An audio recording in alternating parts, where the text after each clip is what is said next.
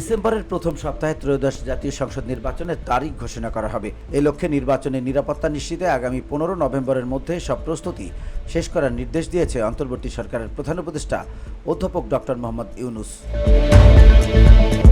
বুধবার বিকেলে এক সংবাদ সম্মেলনে প্রধান উপদেষ্টার এ তথ্য জানিয়েছেন প্রেস সচিব শফিকুল আলম।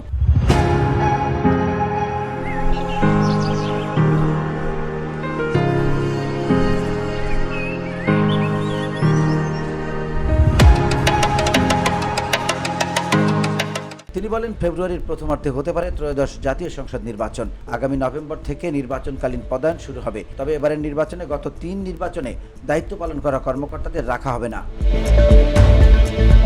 এর আগে বুধবার ঢাকায় রাষ্ট্রীয় অতিথি ভবন যমুনায় নির্বাচন প্রস্তুতি নিয়ে উচ্চ পর্যায়ের বৈঠক অনুষ্ঠিত হয়েছে। বৈঠকে সভাপতিত্ব করেন প্রধান উপদেষ্টা doctor Mohammad Yunus. VOD Bangla news desk.